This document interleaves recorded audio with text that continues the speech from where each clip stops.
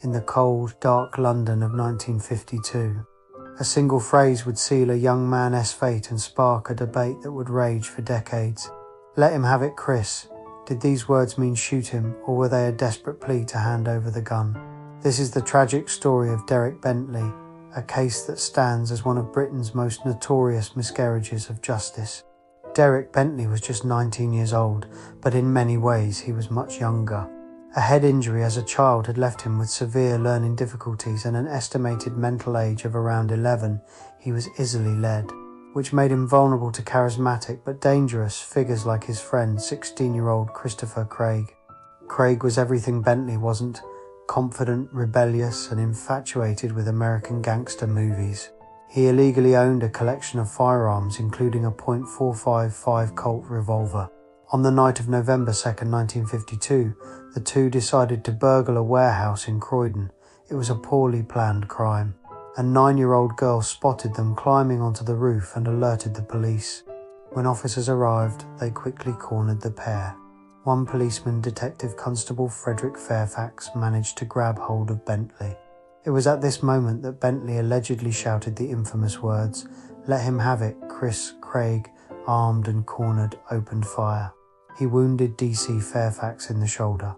More officers arrived, and one, Police Constable Sidney Miles, climbed onto a different part of the roof.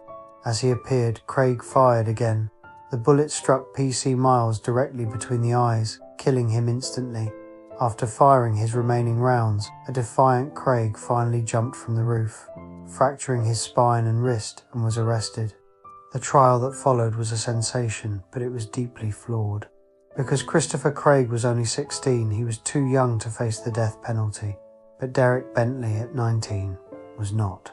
The prosecution's entire case against Bentley hinged on proving he was a willing participant in the murder, based on those for ambiguous words.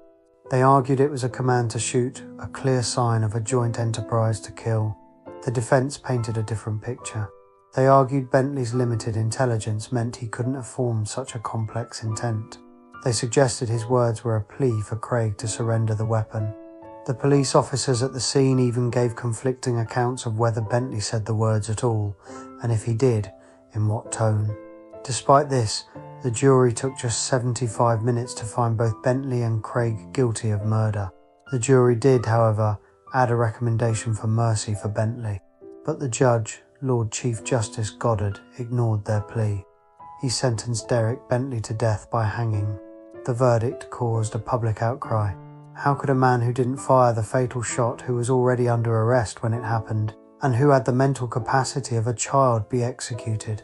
Bentley's family, led by his fierce sister Iris, began a tireless campaign for justice. They organised petitions, held rallies, and fought for decades to clear his name. Their struggle became a symbol of the fight against capital punishment and the inflexibility of the law. On January 28, 1953, Derek Bentley was hanged. His execution was met with protests and sorrow across the country, but the fight was far from over. Years turned into decades. The campaign, passed from Iris to her daughter Maria after Iris's death, never gave up. Finally, in 1993, Derek Bentley was granted a royal pardon for his sentence. It was a victory, but a limited one. It didn't overturn the murder conviction. The final complete vindication came in 1998. The Court of Appeal officially quashed Derek Bentley's conviction, ruling that the original trial judge had misdirected the jury and put unfair pressure on them. The verdict was declared unsafe. The Bentley case had a profound impact. It exposed deep flaws in the concept of joint enterprise and played a significant role in the movement to abolish the death penalty in Britain, which happened in 1965. It serves as a haunting reminder that justice is not always straightforward and that the words we use can have life or death consequences. Derek Bentley's story is a testament to the power of a family's love and their unwavering belief in clearing an innocent man's name. Thank you for watching.